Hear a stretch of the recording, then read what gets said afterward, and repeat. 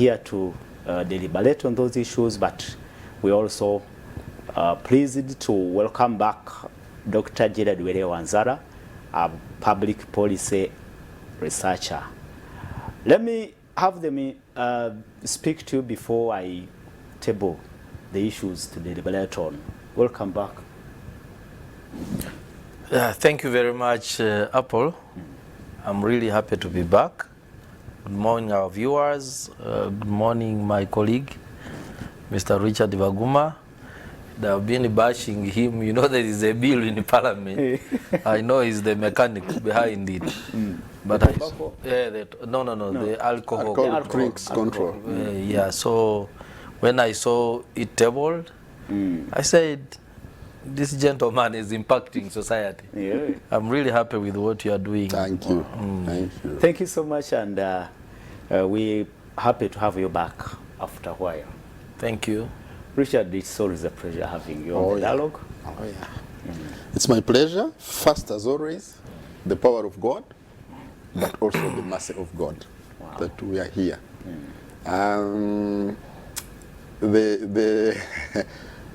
Dr. Werihe has started me off on an interesting note. I'm excited that the speaker agreed finally to have the alcohol drinks control bill on the order paper and before Parliament. I am hoping that I'll get a minute to talk about it in the show. It was one of my greatest highlights during the time that we were not here, because it has taken decades of being brought on the table, being withdrawn, being taken. This industry, which sanitizes itself, but vends poison called alcohol, is powerful, Apple. True. But we have come. Yeah. Thank you, and we wish you well, because like Gerard said, Dr. Gerard said, it's not the first time it's coming to Parliament, not the second time, and hopefully this time around it will find its way through. Well, we really even appreciate those who are watching and those who take time to send in their comments and observations. We will really appreciate your comments during this show. It's a while, and there are very many issues to talk about. Gentlemen, we had even the royal wedding in Usoga, and we did not make a comment about it, but one highlight I really picked from that royal wedding is the proposal to have all cultural institutions be given 60 million every month from government to help them make up with their activities. A quick calculation gives you like 720 million annually. Then, but that sounds somehow okay. But when you look at the mushrooming chiefdoms and fiefdoms all across the country, you have a feeling that possibly that could be another tricky situation. Well, and the gentlemen and ladies, we will also have to look at the stalemate in Parliament. The opposition has still stacked their guns with a boycott, demanding a comprehensive statement from government on the human right record of this country, especially on the missing persons and all those. And finally, it is this week the Chief Justice, his Lordship Owinyi Doro, also weighed in on the issue of the Balalo. So there are several issues, but we also have to commiserate with the family of the Mpanga family. Honorable Joyce Rovinsa Mpanga was laid to rest this particular week. A woman who fought for the emancipation of women in this country. She served in several portfolios, even in the first parliament, the Legico, in 1960, but later served in the in central government as State Minister for Primary Education, I hope.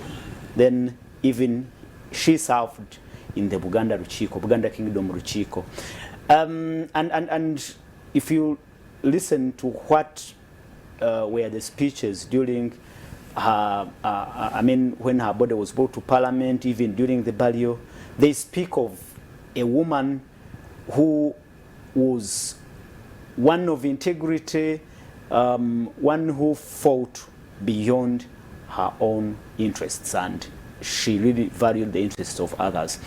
A quick comment, because every time we we listen to those speeches and eulogies, me, myself, I think that we are missing out on such individuals and characters in our society. I don't know what you think, Dr. Richard. Dr. Gerard. Of course, I also send sincere sympathies to the family of the Mpangas. I did not hear about this lady only recently when she passed on. She has been a household name in this country. And for me, maybe what I can state is that, in the interest of the viewers, is that the women's movement in this country has had a history. I have seen people who simplistically think that this started yesterday, especially my colleagues of the 1986.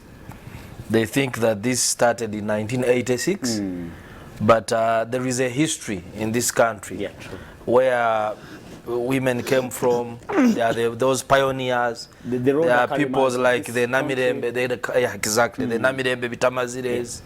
And then we had successive governments trying to uplift the status of women by setting up girls' schools in different parts of the country so that girls are given a priority. We saw the government 1980-85 starting to celebrate International Women's Day in Uganda, I think 1984. So what is happening is a continuation. And if for me, you talked about the champions in this country, I think the late Joyce Mpanga is one of those who have left footprints in the women emancipation in Uganda. So for me, I really lift her high, and I believe these are some of the people we need to honor as a country.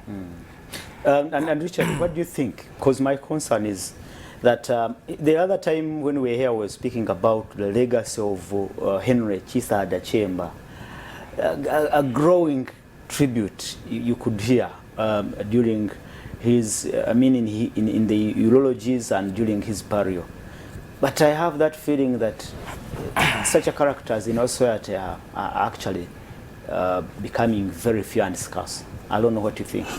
No, the condolences, the real sincere condolences. And on the positive side, I associate myself with a lot of the sentiments that have been shared, especially also by Dr. Werike about a bit of the history and that. The other thing is, I think there is this human thing that we kind of also refuse to let go of our elders. It is only, we know, it's only natural that when you clock 80, go towards the 90s, the most obvious route is to die. True. Yeah. So I think we also need to accept that these people, whatever they have contributed, great or even evil, we all go back to, I don't know where we came from. So what is important is the contribution that you make. And that's what Dr. Werike was calling footprint. That she has left a footprint and a firm foundation that the others could be built on. Dr. Werike, I think sometimes why 1986 becomes a watershed is like, I heard the speeches and I also saw a clip where she was saying that she was actually, when the Ministry for Women was created and it was given to her, she was given a blank check. They say, okay, now tell us, what do you want, what should we do? So probably that's where that timing becomes important. But these women have been pushing boundaries and frontiers, that they could be space for their own sex. And they are not too many. They are not too many. They had space, they fought for it, and they delivered what they did. And we must, for me, really, we must allow them to rest in eternity and in peace. But what you worry about now is that there are not too many like them.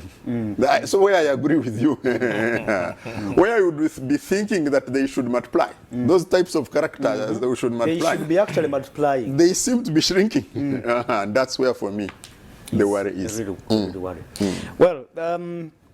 Well, may her soul rest in peace, Honorable Joyce Mpanga. Quickly, Dr. Gerard Werihe, 60 million for cultural institutions. One comment as we move on. It's good. Actually, it's good you have referred to them as cultural institutions, because I've seen so many people with the misconception that calling them kingdoms, because you cannot be a kingdom without political power. Oh.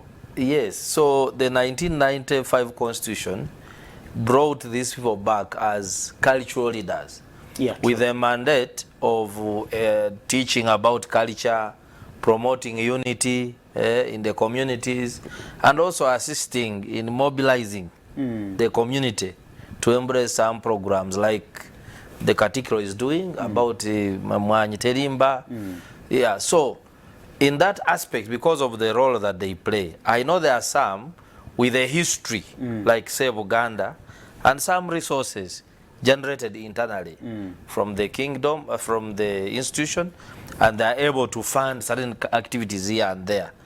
But then there are those that do not have anything apart from wearing that gown and and that big hat, those big hats or leopard skin, to look superior or threatened or look different. So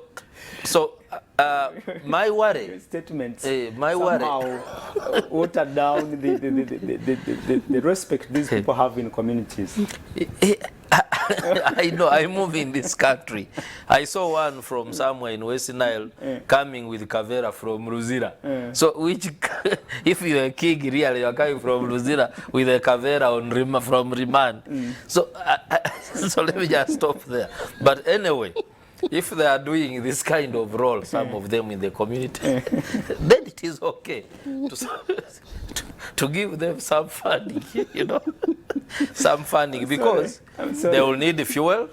I know many now, a number of them are very happy with UPDF escorting them. There are those already who have been using the 5 million to marry more wives. I'm aware of those. To marry more wives? Yeah, there are those who have been earning 5 million, as you know. Yeah. There are some that rejected it, like Blange, but there are those who have been earning and they're very happy about it and marrying more wives. So for me, I think that maybe because of that role they do, you know, they need mobilizing the youth that are not idle, that they can give them some facilitation. Okay. My only challenge is now that people have realized, you know, at first it was creating constituencies, then later districts. Then from districts, people are subdividing, everyone wants to be a leader. Now the challenge is that when they realize there is also money in this other area, many are going to multiply. True. You will find that maybe for us in the Bugisu, already Bugisu, we have 3 who claim to be traditional leaders. Yeah, there is one in Ibududa called Kanyanya, we say is a king of the Bukusu. Then we have the one who was recognized by government, the Umukuka.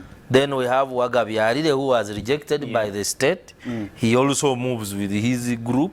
Really? So at the end of the day, you might find, especially us who come from areas where we have different dialects, people can exploit that. Even in Busoga, I've seen in Bulamogi, some steps are being made for someone who lost to have a separate Prince Columbus. Exactly. So for me, if we begin dishing money, you'll see a lot of them mushrooming, and it will not be sustainable. Richard, I don't know your comment. I have discussed with my in-laws previously, and I was saying, can't we have a leadership called Sabakanga? So I say, Sabakanga. yeah, that Bukanga is separated. It was, Bukanga. it was a separate entity. Really? And I think if we go two history professors, one of anthropology and one of history, they can build a case around the Sabakanga. And Separate from Ankole? yeah, they also buy a hat. I get it's some garments. The tailor can put them well together, and I get a carpenter. They make a seat. I have discussed this. You have discussed this? Yes, because you see, What is the motivation? there is a free car There's a free vehicle. from the office, from the president, True. four-wheel drive. They are bodyguards for personal security and home. At that time, it was 5 million every month. And if you are vocal enough and what, some people can, gather around you. In times of elections or what, you can negotiate for. In times of campaigns for immunization or things, you can negotiate for resources. Why not have a Sabakanga? Oh. And yes, and I show how my grandfather, great-grandfather.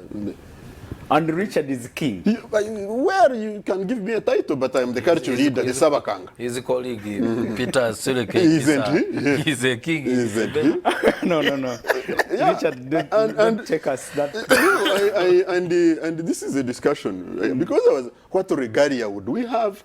Because you don't have to have a real skin of a leopard. No, artists can get a skin and make it for you, put spots, and you have a head, with some. And now when you put 60 million per month, you kind of encourage me even more. Oh. To look there. So in a way, what Dr. Werike was saying, that we could have some mushrooming ones, is a possibility. You see Apollo. You people, I don't know. This is no way about cultural leader. Really? No.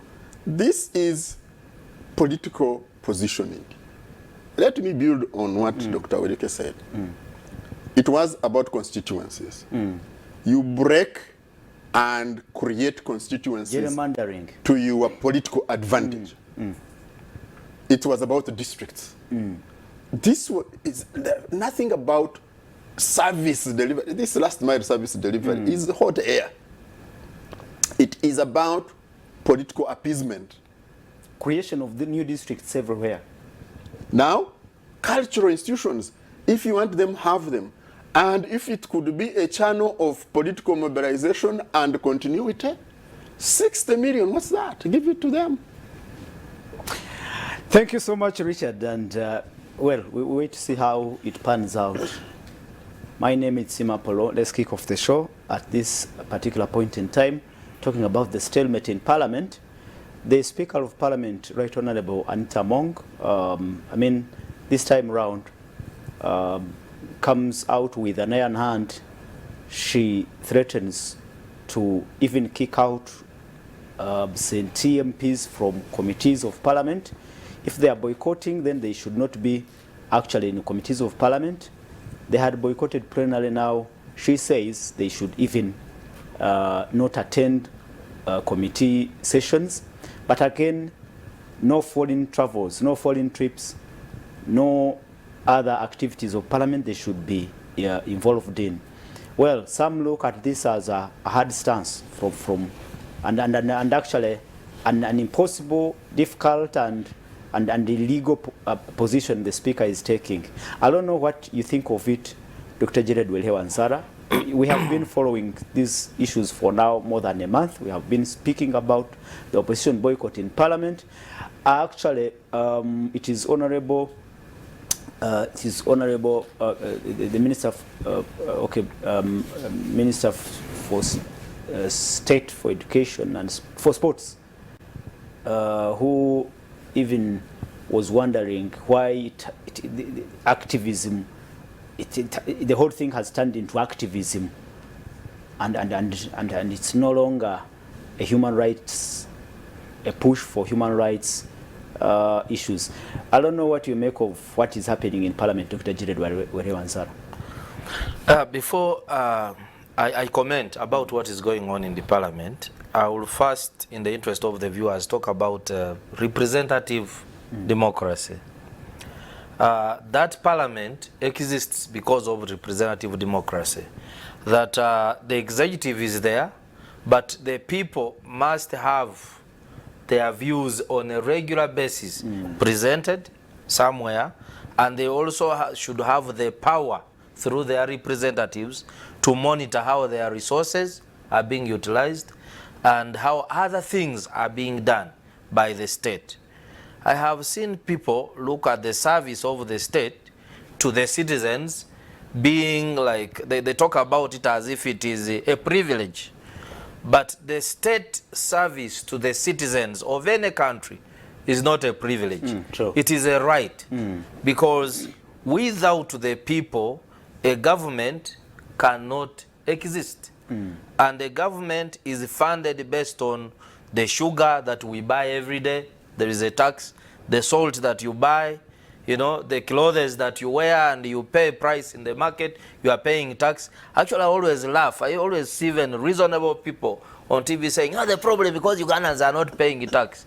If they are not paying, who is buying all these commodities in the market? So now that the Parliament is full of our representatives, it is a people's house. So what is the role of that institution? That institution plays a number of roles. One, to make laws for this country. And the constitution goes ahead to dictate that the laws should be for good governance, peace, you understand? Yeah. For peace and good governance of this country. It doesn't say just go and make any laws and you get out of there. Two, there are some responsibilities Parliament have, like you pass the budget, but you also do oversight. Yeah, true. So basically, Parliament, the MPs who are representative of the people, are supposed to hold the institution of government accountable on the budget. Then the oversight role goes beyond only the budget. It also goes to things like promotion of human rights. And these rights are inscribed in the Constitution of the Republic of Uganda. And in fact, they say that they are given by God, they are not given by the state. They are inherent. So if you are a member of Parliament, one of your cardinals ensure that make good laws, promote human rights, fight corruption, the reason we have the accountability committees. So at the end of the day, that is when you are deemed to be doing service to the community. The other is raising issues. If a bridge is broken in your area, there's a disease outbreak, come and fight on the floor. Try to show that by then you're a voice of the people. So if you absent yourself in the Parliament all of the time, of course, like men are doing, and then you only come to pick money, then you are fraud. You are cheating the citizens of Uganda because you are being paid for what you are not doing. Now, coming to the issue of what is the stalemate in the Parliament at the moment, for me, I will not discuss the whole history, how this came about, because we have talked about it.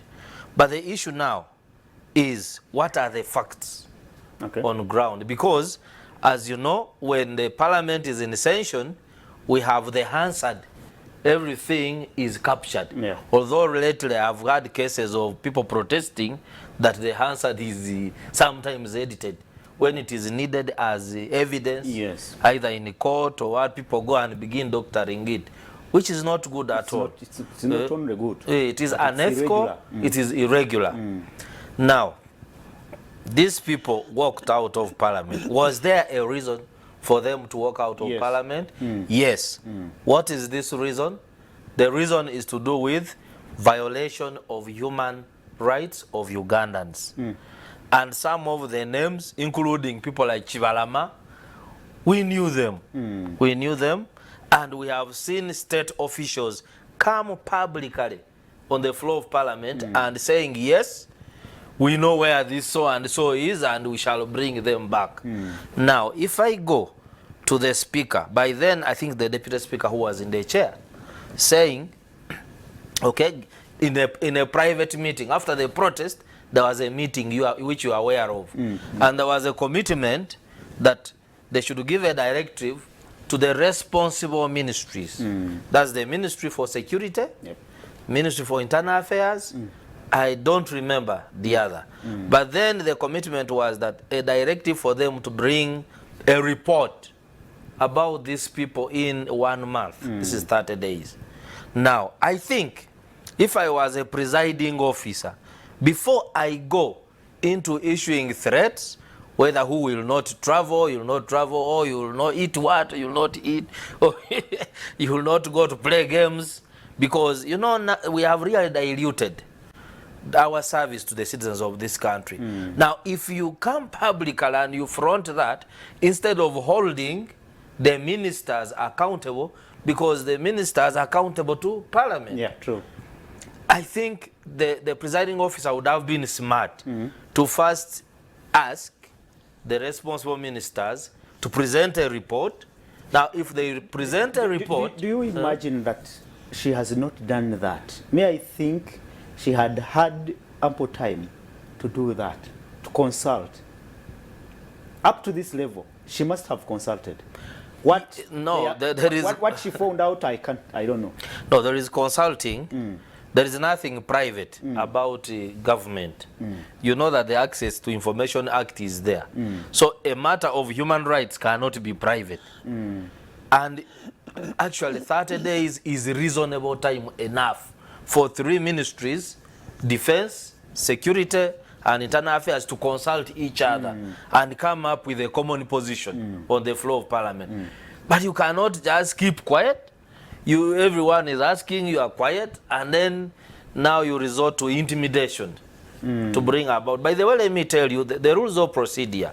Yes, they say if a member of Parliament misses plenary sittings for 15 consecutive times, that person is supposed to be, first of all, you don't just do away with them. There is a procedure. Yeah, there is a process and a procedure. You are supposed to refer them to the Rules and Discipline Committee, and there must be a public hearing. Once they are convicted, that is when you can dismiss them. And the Rules of Procedure talk about without official leave. But me, I would imagine that if I write to you as a head of the House, I protest openly, and I'm attending committees, then officially you know where I am, because we had a so you from your submission, you say the speaker is being too harsh. No, we know that the members of the opposition who boycotted. No, we know that, you know, the rules of procedure say the speaker and the deputy in the conduct of the business of the House shall be neutral. Yeah. So if you are neutral and you give a directive to the ministers, me as a citizen of the Republic of Uganda, I want to see that report. I'm interested in that report, and once that report is tabled, and these MPs continue to dodge the House, then she's free to go and take the action. But also, I want to emphasize that there are people who don't attend that Parliament forever. And it also happened in the 10th Parliament. We had here Honorable Judith Babidia, who went away forever until Parliament ended. The salary continued to be paid. Yeah, true.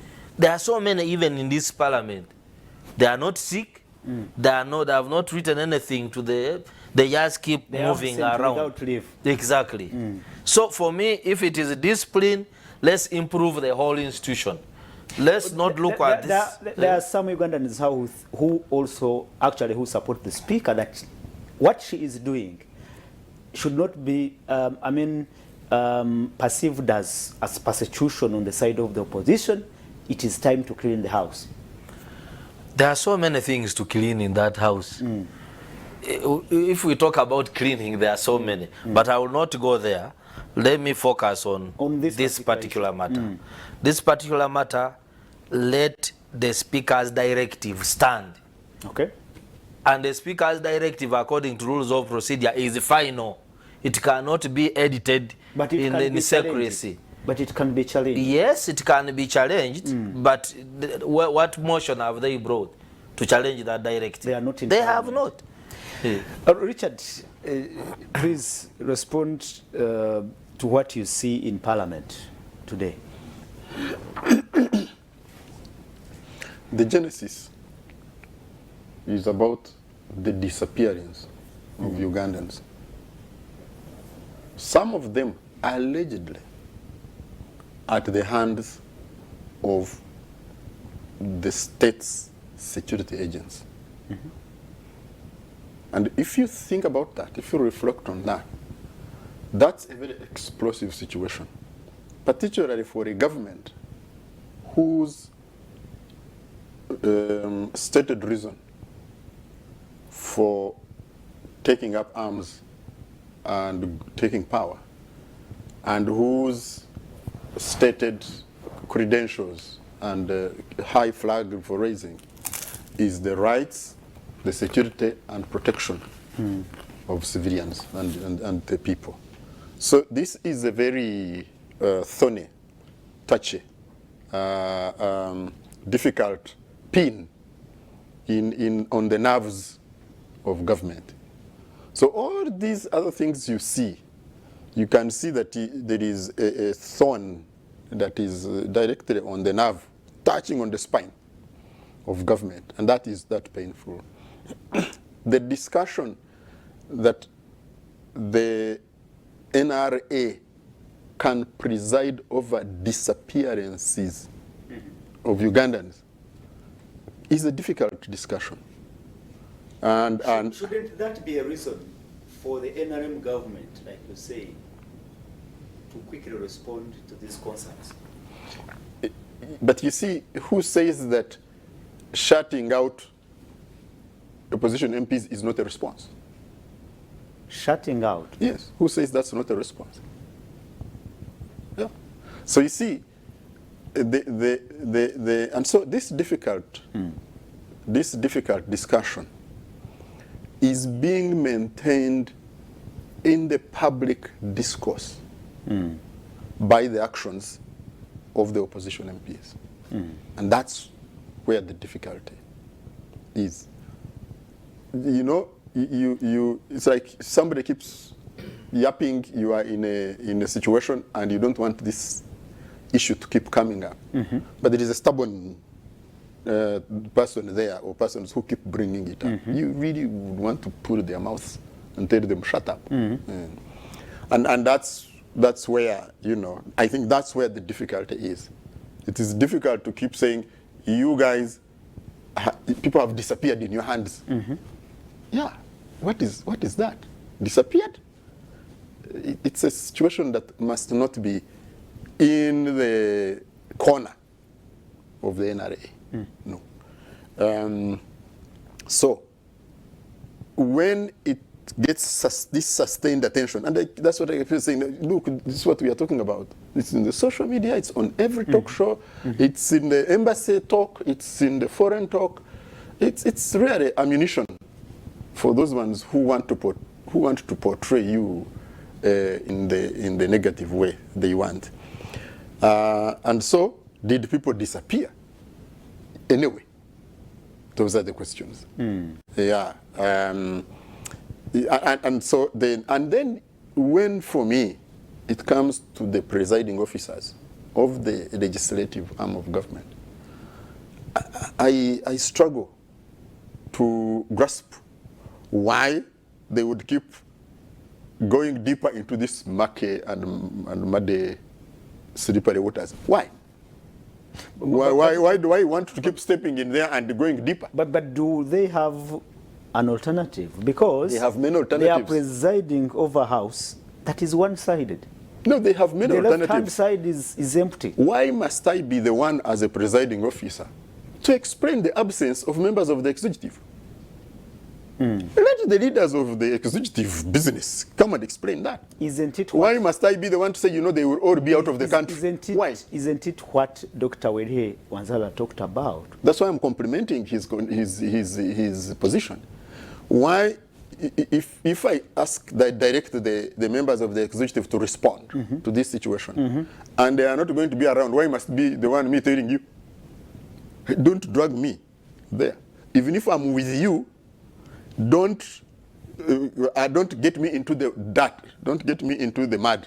So let me remain. Are you suggesting that the presiding officers of that house could are mishandling? Wait a minute. Are mishandling this situation? Okay. Are you saying, in a way, they could have left it to go, and they ignore the absence of the opposition members in that house?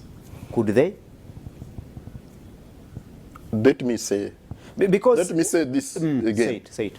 Why do they allow themselves to go deeper and be associated with this mud and this murkiness? Why? But they also, you see, if I direct that you respond and you are not going to be around, I am not the one to announce your absence. You have a structure. You have your leaders who come and manage Richard, and talk for your business. Richard, why should I be the one? The speaker, so am I appearing? How do I appear? The speaker has a role to call up the executive to make an explanation on such a matter you said is thorny. I agree. Yes. She does not have, he does not have a role. Wait a minute. She does not call them up, and then she takes the matter into her hands. Is that what you're calling mismanagement? I am saying the presiding officers of the legislative arm are not the spokespersons of the executive. Why do you turn yourself into, why are you associating yourself with the... Why you don't belong? Why are you being too activist and you want to appear? Why? You fault them for, indulging themselves lack of tact. Lack of tact. In a matter that lack does of not tact. squarely. Yeah, why? If I make a directive and you are not going to be around, it is not me to announce. There are those people whose role exists. Leader of government business, deputy leader of government, government chief. They are there. So shouldn't why am I the one looking ridiculous? Shouldn't we be asking ourselves why are they not actually, why are they not, like I said, calling up the executive to do it? That's what I call lack of tact.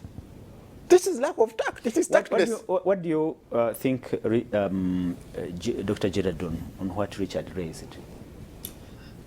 He has concluded with something very interesting, saying lack of tact. You know, you are not the suspect. You have not stolen. You are not. Oh, you are not. I am not imagining you stole anything. But when you see, when you see a thief being chased, or they are looking for a thief, you begin running, hiding, and doing things like that. So at the end of the day, I think it is tact. But let me mention this, just for the leadership of Parliament to know. One, that the people who have boycotted that house, if I estimate the number, they're about 70. Okay? They're about 70 in number, or plus. Now, they are not in that house on their own behalf. They are representing constituencies. These constituencies have hundreds and thousands of people. So basically, there is a big fraction of Ugandans who are not being represented. And you cannot answer that by simply dismissing such an important matter. So because if their representatives are not in the house, they are left out of the processes. Are you telling them that now they should look for other means, and yet they are using democratic means? And the other thing, Apollo, you see, this lack of tact, really, for me, is amazing. That you go so low that you say people are eating our food. That your positions are so tactless that you are even talking about members of Parliament eating food. Really? That's how low. Why? This is why I am saying, you see, some of these, you see, they asked me and in another show, and I said the most successful thing that the opposition MPs have done is to keep this matter on the radar of public discourse. And they have and done it was going to fizzle out. I said this is going to fizzle out by itself. And you see them one by one coming back to Parliament. What the leadership of the legislature, particularly the presiding officers, have kept doing is to be so tactless that they keep bringing it back into the headlines. Why? I just can't understand. I just can't understand this. I'm like, this thing is... This is why I said maybe they can't stand to chair a house that is one-sided. Maybe they feel it's not working. That's, you see, at that show I said you could have a small piece of stone and it is in your shoe. Yeah. It is difficult for you to walk properly, even when it is that small. This is the situation in which we are. So they are finding themselves in a catch-22 situation. They can, but between a have lock enough, and a hard place. They have enough resources, human, clever, around themselves. Is there any other way you think this issue may have been handled? Absolutely. Without question, in my view.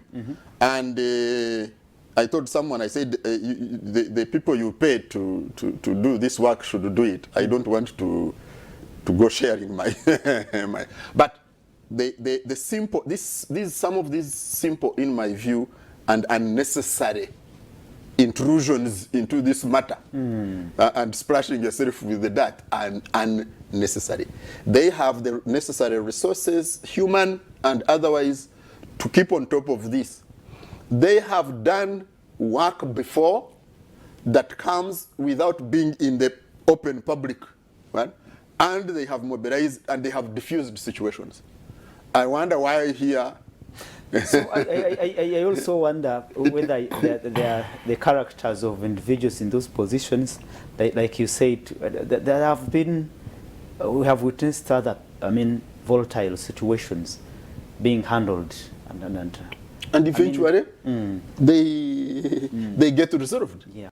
This could have been resolved in a more subtle, more tactical way. It still can be resolved, but this approach of headlines about food, about members of parliament eating rice and posho, it's not working. That really should. Thank you so much, Richard, and thank you so much, our viewers. We'll be going for a short break. This is The Dialogue. It is the big show looking at critical matters happening in this country. And when we return, we'll conclude on this matter and move on to look at the Chief Justice is coming out, strongly, on the issue of the Balalo in Acholi sub-region. And it's another thorny issue, like Richard said. The Balalo issue is another thorny issue, which is equally becoming a big one. Let's go for a break and we'll return, and we'll also be looking at your messages and comments.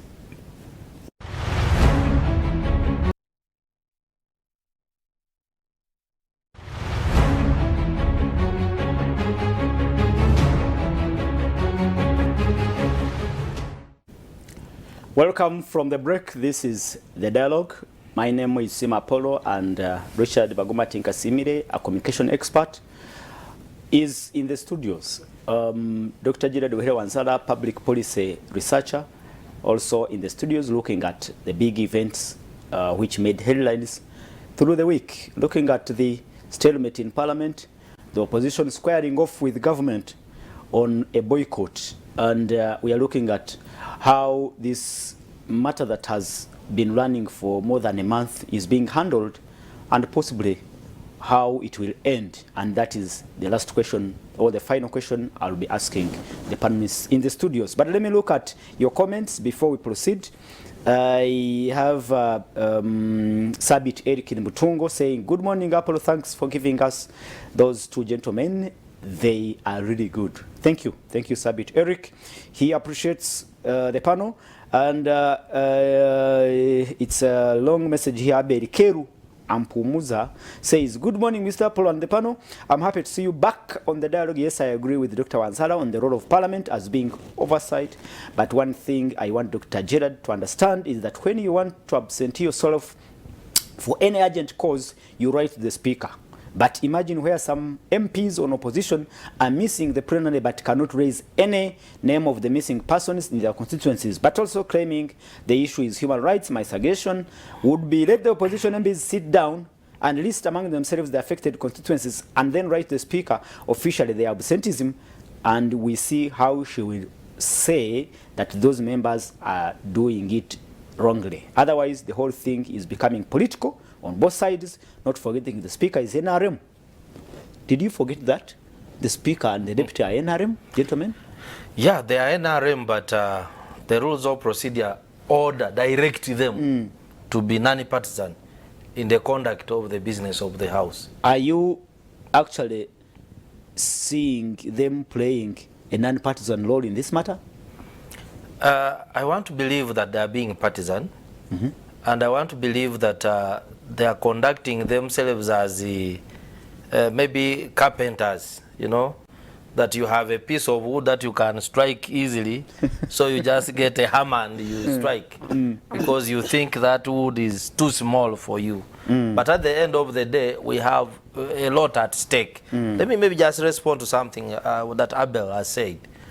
Abel seems to say that some MPs cannot even name a disappearing person in their constituency. But this particular matter was about 18 names. Yeah, true. Remember, initially they generated about over 400 names, and they would not substantiate that where these people bring their relatives until the list was revised. Now the list remained at around 18, which both sides committed to finding out a solution. So for me, even if I come from Bugisu, still I can stand for a matter that affects a person who disappears in our especially if it is about human rights. Absolutely. Richard, he said, somebody said here that the matter has turned political. Yeah. I don't know how you conceive it. You see, Apollo, this thing, this I always say, this thing of saying it is the other one. If one, it's like the biblical thing, the shepherd. You have 100, if one is missing, you go. You go for the one. It is, you see, when human beings that are, who are adult and of sound mind start disappearing, and for you, Abel, or whoever you are, you think you are above that. For me, is where I get depressed. That you have a right-thinking Ugandan who thinks that some Ugandans can disappear, and the ones who raise that matter should shut up. My constituency, if you take me in a constituency terms, I don't live or vote. I don't vote from where I live. I vote from my original home place. That's where I vote from. That's what you'd call my constituency, for that matter. But I live in a constituency here in the city. So who is my MP?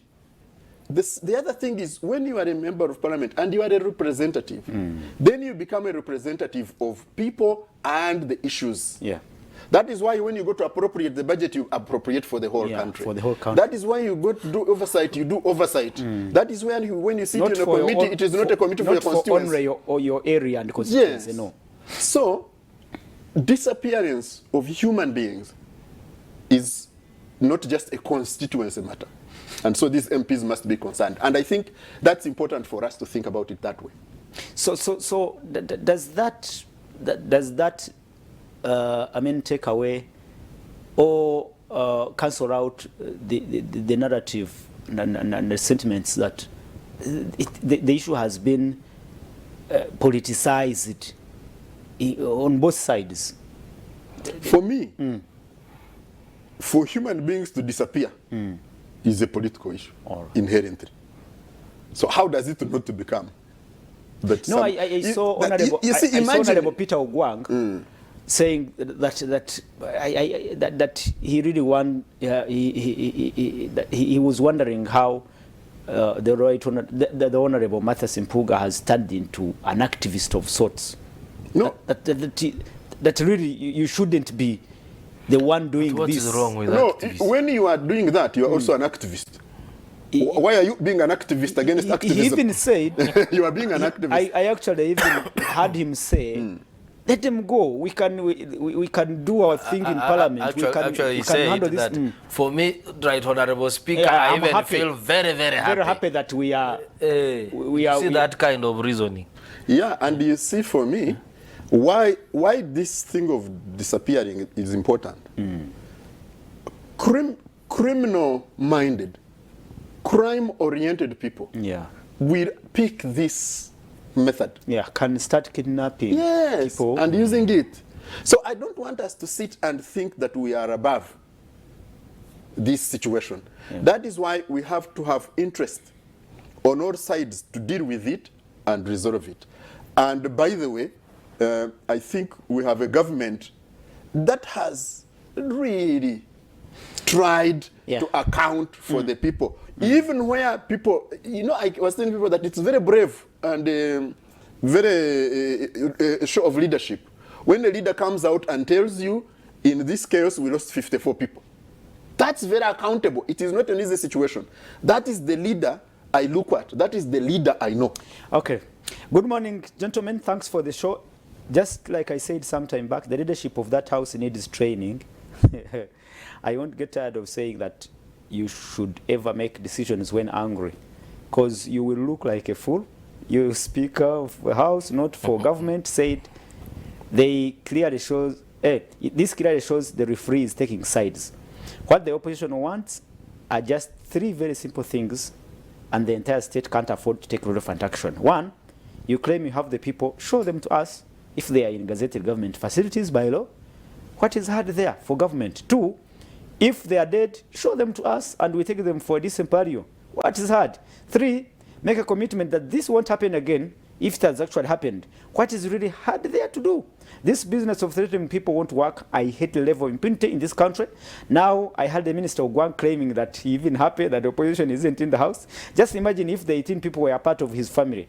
When he would know, then he would know the feeling of these guys staying out. Instead of presenting the reports to what has been asked, they are just worsening the situation. I wonder if some of our leaders know about conflict resolution or conflict management. Thank you so much, Joel.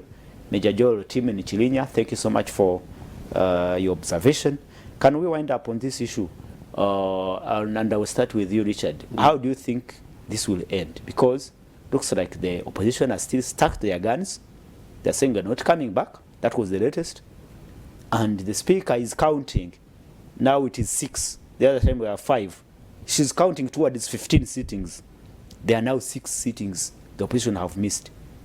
What do you think? Yeah, my thinking is that the presiding officers of the House should restrain themselves from escalating this and keeping it in the public realm and fueling it. They should do the opposite.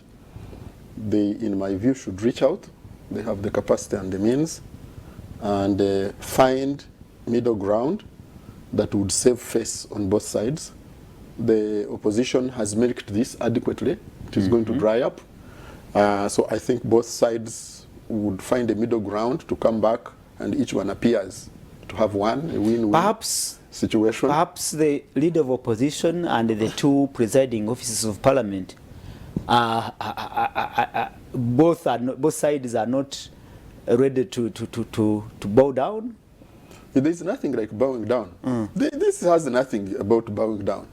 This is facing the situation that is in front of you and agreeing to move forward with both of you seeming like your heads have remained up.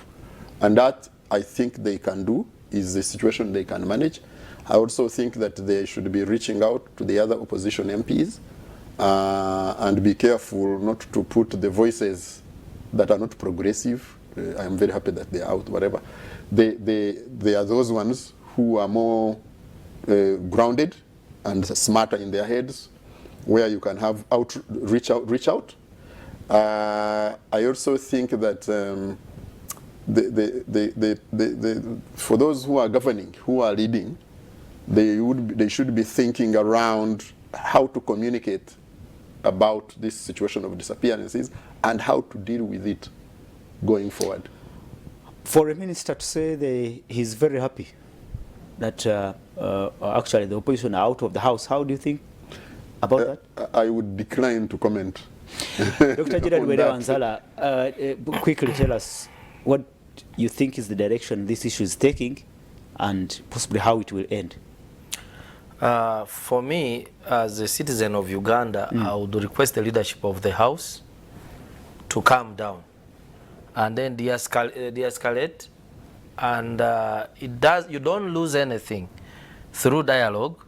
If you can call these parties, the executive... Even Netanyahu agreed for a ceasefire. Absolutely. You can invite the sides of the executive who are responsible. By the way, I don't want to believe that they are all out of the country or they are not available. That excuse is false. Because in the Ministry of Defense we have Oboth. We have Bamulanga Chisempija. We also have Olero Hood. We have Internal Affairs too, Otafire and David Mhoz. Then we have Minister of Security. I don't believe that none of those cannot be able to present a statement in the House. So let us just be reasonable. But I know that this is an appeal to the leadership of the House. Even if it is just for legitimizing your decisions, both sides of the House are important. It's important that you have all. Because at the end of the day, you will be judged according to how you run the House. Do you see the two sides, I mean, coming back, I don't want to say to their senses, but back to a negotiation table? It's not the first time that they're disagreeing. Actually, since this parliament started, it could be maybe the third time that opposition is marching out. I have always seen them walk out. But at the end of, you saw the matter of the women's MPs when they were beaten by police everywhere, brutalized. They protested in parliament, and I was so happy when I saw the Speaker of Parliament herself moving to CPS to tell the commander that either you release these women MPs or you lock me up also, I stay here. And immediately the women MPs were released. So for me, what she did at that time was heroic. Wow. And I appeal to the Honorable Amo, because I know so many people who say she's a kind person, she has touched so many lives, so she can de-escalate this situation and have a normal parliament. All right, thank you so much, viewers. We'll be taking on your messages and observations. Please send them on 0701 609906. Make it short and precise. Let's get your comments of what you think that is the direction this whole issue is taking, and like I said, the Speaker is counting the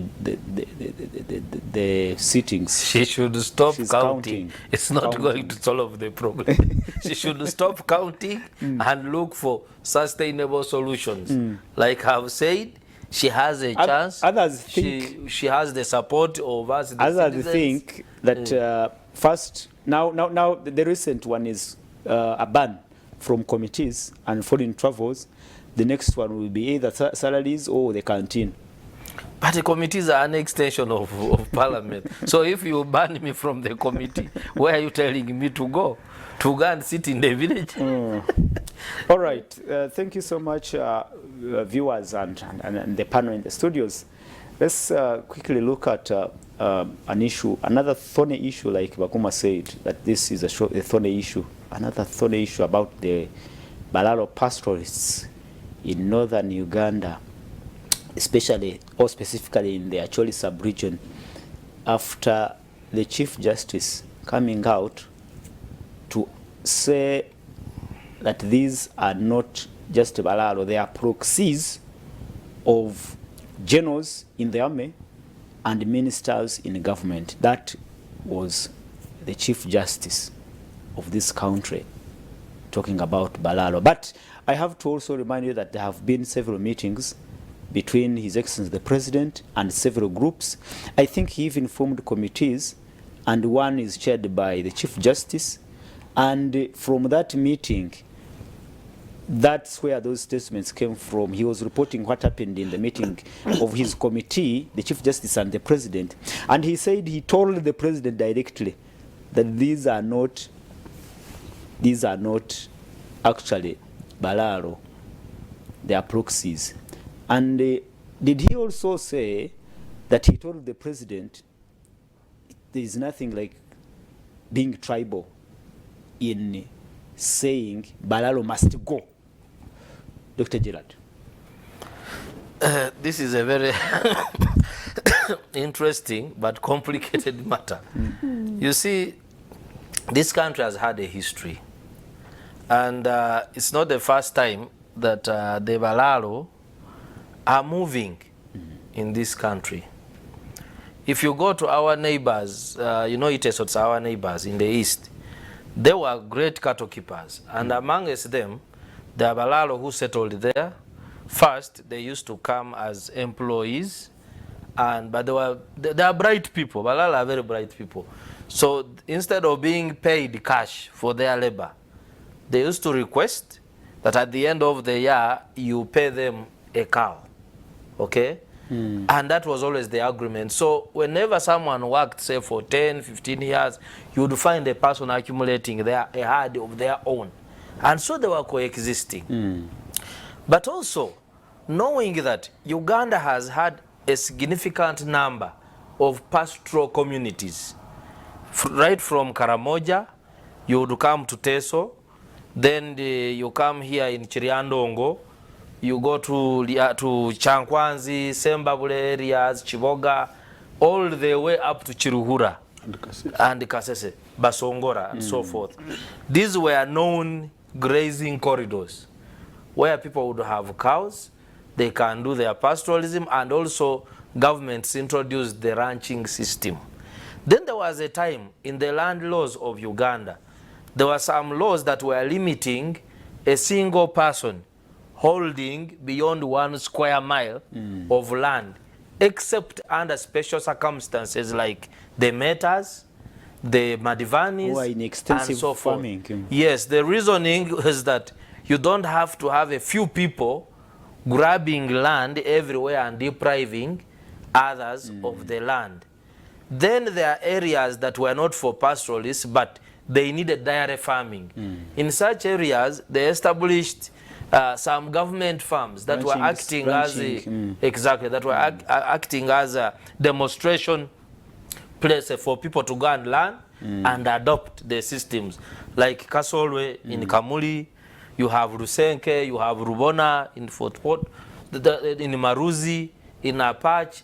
So that is how the country was being planned, okay?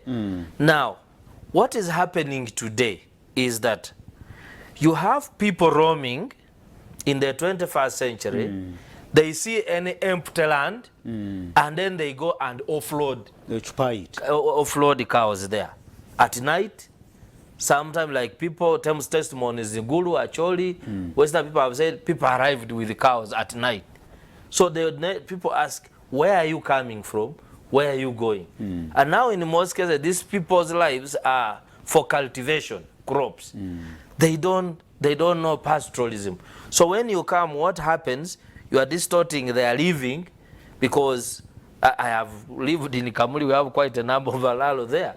Some of them are the indiscipline, where they just come and graze in your farm, and sometimes they carry sticks. They are very good at caning you if you really oppose what they are doing. So I think for me, what is missing here is the discipline. That if we are having this economic activity and it is contributing to the economy of Uganda, how are we doing it? How are we doing it? Going back, let's look at the land tenure system in Acholi. It is communal. It's not like me, my home, we have customary land, yes, but you can own customary land as you, as an individual. But if you go to Acholi, Lango, Teso, West Nile, this land is communal. You find the land is owned by a clan. So if you arrive at night, or you arrive and begin grazing, it becomes normal, then you make a deal with 5 or 6 people in Kampala, and they sell you the land, or they lease you, and you exclude the entire community. Then you don't, that's not your bona fide land. That is what is causing conflicts. Absolutely. There are a few people who have genuinely bought some land using the normal procedure, and they own this land legally. They are there. They are not only Balalo, they come from different parts of the country. And then you have those who use the power to grab large chunks of land. If I tell you, like, if you go to Maruzi Ranch now, which was for government in many government ranches were grabbed. It is all occupied. It is all occupied. So, I think there should be a distinction between those, and the president rightly said, that time when he said, I will use covert and overt ways to find out what this problem is. He dispatched various teams. And by the time he did that executive order, he was really well convinced. No, the order of those who... Of expelling. Those who don't have fenced land must vacate. Was it 1 week? No, there was the first order, which he later relaxed on. The executive order. Because he had given them an ultimatum for all Balalo to be expelled. But then later he got a petition from the commander Operation Wealth Creation, who said that no, there should be a distinction. There are people who are genuinely owning land. So that's why the president ordered that let there be a verification exercise. And the verification exercise involved the local people, actually cultural leaders, politicians, and people from the central government. So there was a resolution that there are those who must leave because they have not acquired the land legally, they are distorting, that they are impacting on the culture of the natives, like bathing in the public with the children. And I saw the president saying this himself. No. That is distorting the culture of the area. The president himself said that for me, I know Balalo can bathe in the open. And if actually people don't do this, then it is bad. He admitted.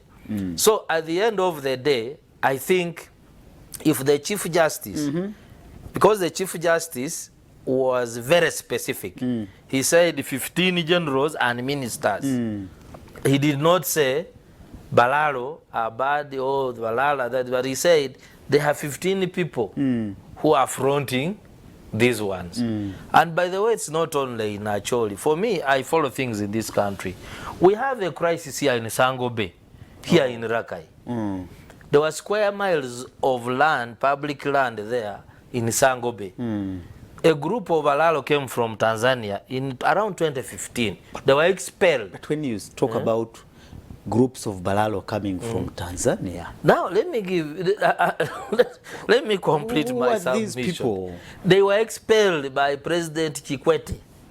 You there's a record. They moved northwards with their cows. Ugandans or non-Ugandans? We don't know where they, because for him when he was expelling them, he said that you go where you came from because you are not Tanzanians and you are distorting our life here. So they were expelled when they came because Uganda wanted to show an example as a leader in promoting East Africa. Possibly they were also basing in the open in Tanzania.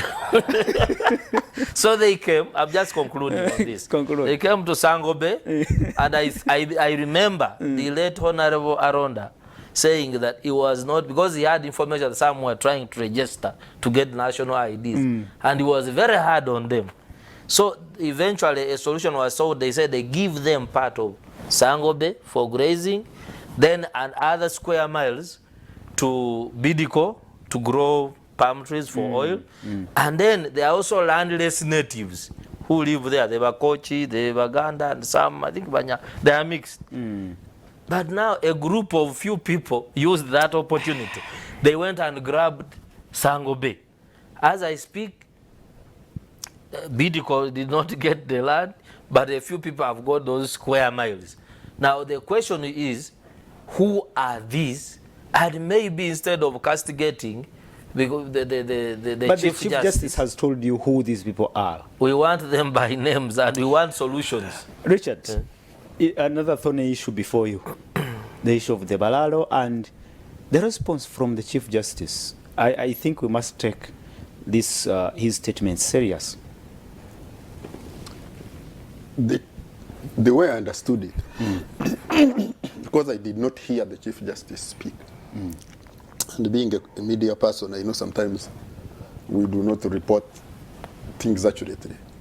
We can write them in a way that they come out differently. But what I understood was that the Chief Justice was reporting to the people, to an audience on the ground in Acholi, what he did when he led the group of elders To President Museveni. to the president. He was reporting what he told the president. My understanding was that he said actually many things, that he told the president many things.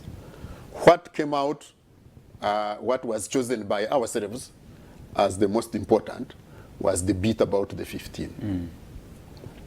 My understanding also is that the Chief Justice actually was referring to a document that General Akandwanaho Salim Sare also gave the president, forwarded to the president. Again, about his also findings, having been in the region.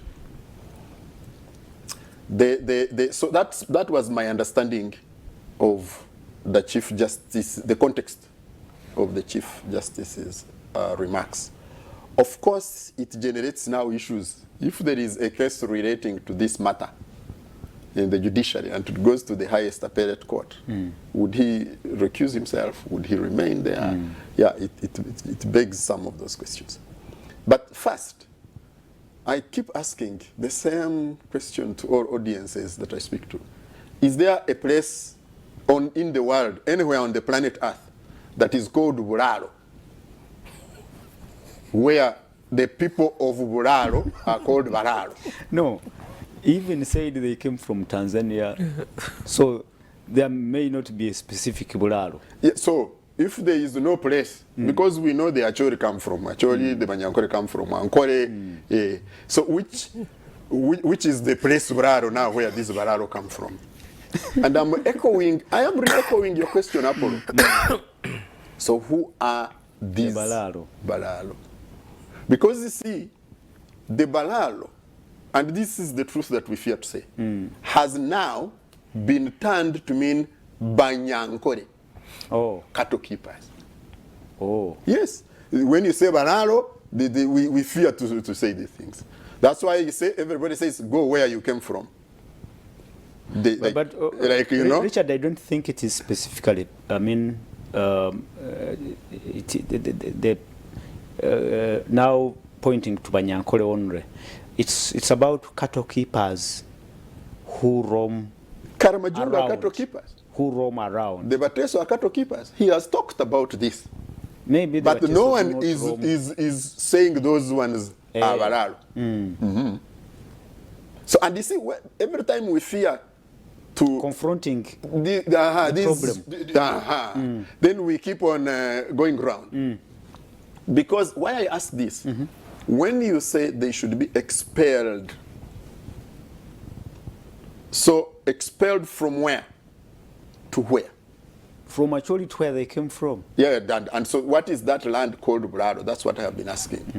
And the Honorable Minister, I think for Northern Uganda, Kuyuchwin, Honorable, was saying if you start evictions, and so this group of people is seen as evicting others, yet they live in other parts of the country. Won't you trigger evictions of them also? Because we have to be very, very careful how we deal with this. I'm saying, you see, when the Chief Justice therefore says... Richard, we are talking about, I think the people they are talking about, like Gerard highlighted, they are those people who are illegally encroaching on some people's land. Well, he even made a distinction that there are those who genuinely go through the right procedure and acquire land. But I think the problem is with these people who are illegally encroaching on some people's land. Apple, that is your position. The position I hear is that these people who have cows and have come here should be expelled. There is no one saying illegal, legal, where there are no. These people who have come here. That is why, if you say we know who the Bararo are, the Chief Justice is saying, excuse me, there are some 15. So the 15 cabinet ministers, are they from one ethnic group? It can't be. I don't hope so. I mean, I don't know. You see, and these are the questions. Why it is important that we interrogate this situation away from angry ethnicity and undertones. It is very important. Otherwise, we are spiraling this Exactly. into a difficult situation that could have very catastrophic circumstances. Exactly. The second matter is the Bararo were to. By the way, do you remember that they were in Western Uganda before they went anywhere else? The Bararo were supposed to be evicted from Bulisa. I don't know why we forget this Yeah, thing.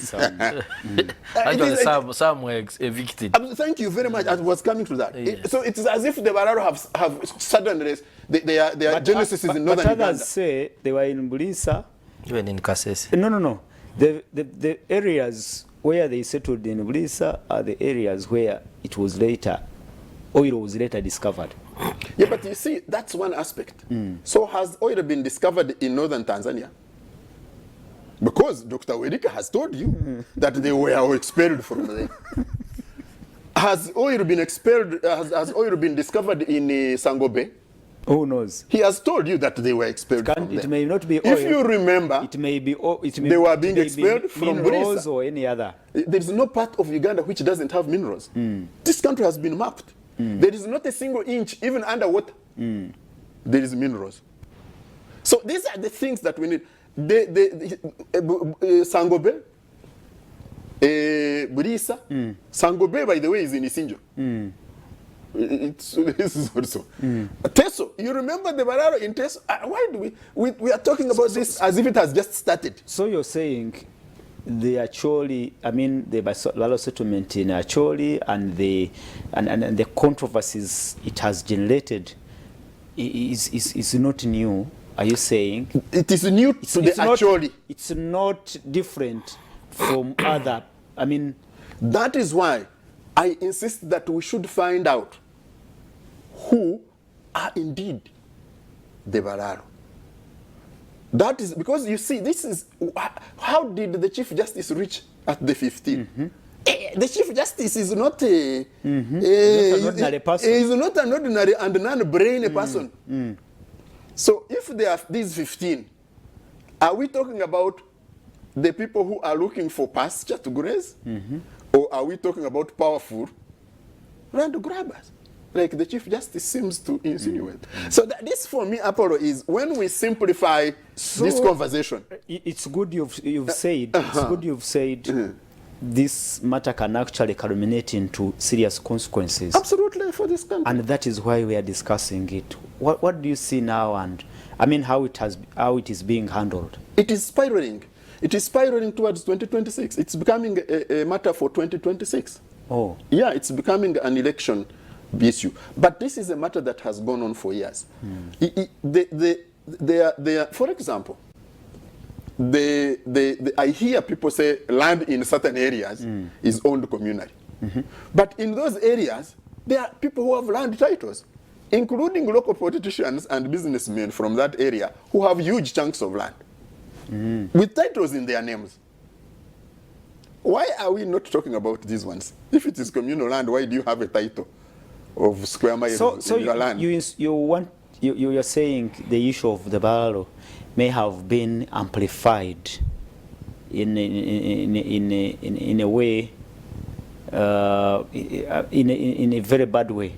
It's complex. It has many angles to it. They are the people who genuinely move with their cows. And they come and they have agreements with the ones they find. They are those ones who, Dr. Wirike has told us, use this issue to grab land. They have been grabbing, they take Burisa, they take Sangobe. He has told you the history. Land grabbing is everywhere. And actually some of them have been responsible for this expulsion of Bararo from, say, Chivoga, because you are grazing together, then the next day one person has fenced off all the land. Then you move with your cows to the next destination. So let me tell you finally, Apple, there is enough empty land in this country to settle. They are not even 20,000. We are not talking about 20,000 people. There is enough land to settle these people and manage their economics. we need to go to the root of why the correct and available solutions are not being deployed. Have been ignored. Yes. Thank you so much, Richard, and thank you so much, our viewers. We will quickly look at the messages if they are there. Hello, this is Johnson Mutagula. The speaker abused the powers of her office to say what she said. She is taking issues too personal. She is acting unprofessional, contrary to what her job descriptions say.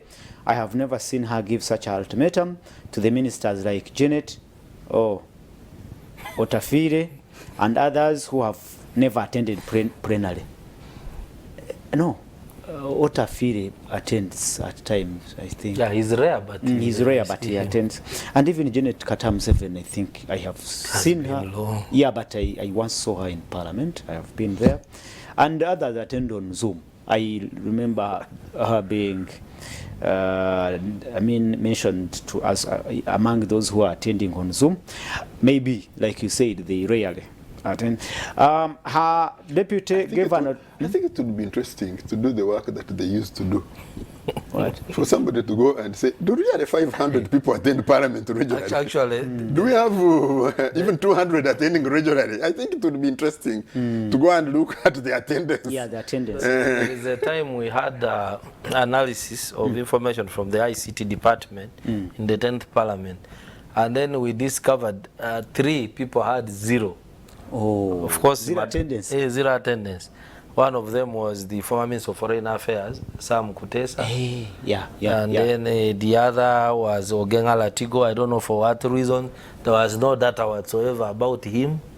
There were 3. I don't remember the third one. But it is serious. Really. Why would you contest that's why to be a member of Parliament? That's why you raise the question of and 15, you have 0 attendance of the 15 days. All through the term. That don't we cry about quorum?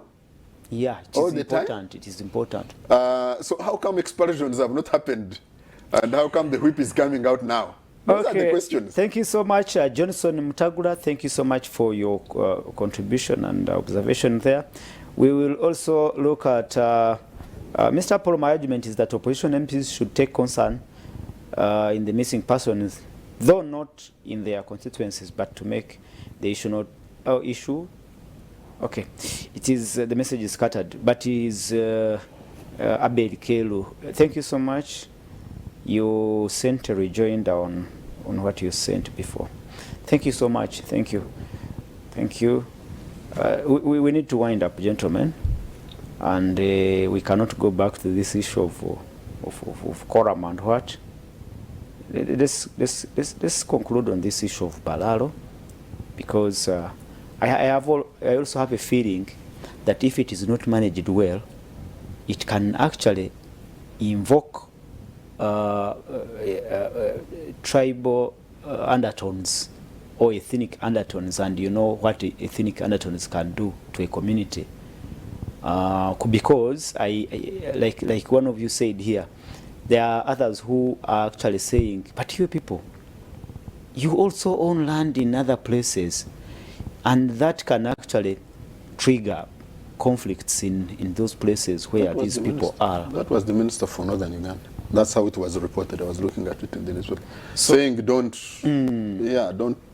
involve yourselves in this too much eviction process, because the reports were that the people wanted to actually go. Yeah, but Richard, what you cannot take away is that the people in those regions, they own land as clans. No. This is the whole point. Is that and this is why when you speak about some of these sensitive issues, you are being careful, because people don't listen to what you are saying. They receive the information and interpret it with their already their minds set. I said there are people, including local high-level politicians, businessmen, and other officials, who own thousands of acres by title in Acholi. So do they hold it on behalf of the group? They own this. How come they acquired it without conflict, or there are conflicts and these conflicts are not being talked about. How do these titles happen if this entire land is owned communally? So that's what I was saying. So it is not entirely true that all this land is owned communally. Two, I said that there are people who genuinely come and negotiate with those who own that land and are grazing their cows or doing other activities, not necessarily grazing, and they are living in harmony. There are those, and I'm glad the Chief Justice has raised this, who now come behind this for their additional using proxies, other interests.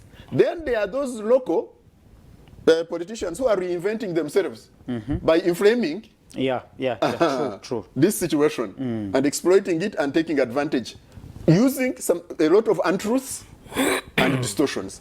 So this you have this complex catalog of things that should be dealt with very creatively and cleverly, so that this spiral of towards 2026, which some people might want to see, can be diffused. But I also say, Apollo, that the question of the Balalo has been repetitive from Tanzania to Sangobe to Burisa to Teso to Rango to West Nile. This must be dealt with. It must be dealt with. Mr. Paul, I'm happy with how Mr. Baguma has talked about the issue of Balalo. The issue indeed is complex, so we need to critically think about the issue from different angles. Thank you so much, Abel. And finally, as we wind up, when Dr. Gerard talked about Balalo coming from Tanzania, I had to give a thought of how President Museveni is very enthusiastic about the issue of East African community, and possibly that is contributing to these sentiments, because for him, even if they are from Tanzania, if they are being expelled, I think he may say, okay, it is East Africa, you come. We are in the same region, we are same people. Well, indeed we are the same people, we are same people. Couldn't that be also playing out that the president, because I raise this because there have been some sentiments that Uganda's borders have been opened for everyone, that Sudanese are even buying land here when it's unconstitutional for a foreigner to buy land, that people are buying land here, and I look at it from the president's perspective on East African community and African Union. I don't know if somehow it is clashing. His position on nationalism and Pan-Africanism is now clashing, is now causing these conflicts. Yeah, of course, the president strongly believes in the East African integration, and of course not only East Africa, but he believes in the integration of Africa economically through infrastructure. That's why we invest in the roads in Congo and South Sudan, to ensure that we integrate through trade, through culture, people-to-people movement. And so for him, he could see that as, integration, person-to-person meeting. But, and of course, apart from Sangobe, we had a similar matter with Basongora, who were alleged to have come from Congo, entering the park and then poisoning some lions in order to graze in the park and so forth. So, but at the end of the day, it also distorts the life of the citizens, and generally the people fight back, like the Bakonjo are fighting back against Basongora. And I can tell you that because land in Africa is not only a resource, because if you go to Europe, America, you find like 5% own the land. The rest don't have land, they live in apartments, and for them life moves on.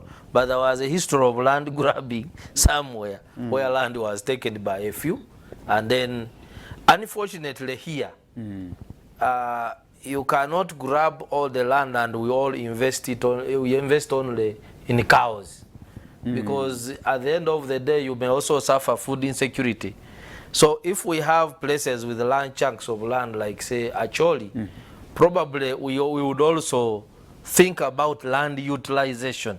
How do we, you know, I see so many Ugandans, I don't know whether they don't have statistics, they keep saying, the good thing, Uganda food is everywhere.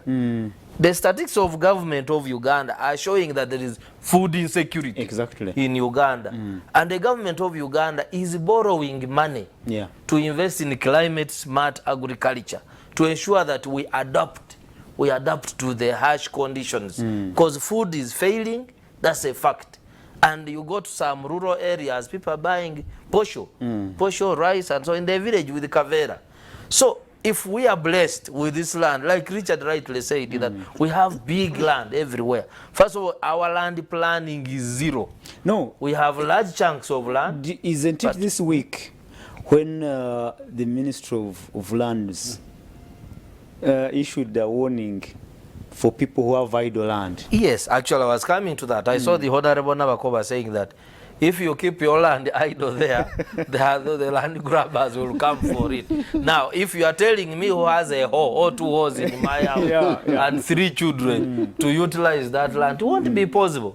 Maybe we need to look for a way. How can we empower Acholi use the land? How can we empower Teso use that land? We can export food. We can make Uganda a food basket. Yes, so but this matter of Balala, as I conclude, we need to look at the cause. Where are people roaming? We know that a number of people have fenced off land everywhere in the cattle corridor. There is no land.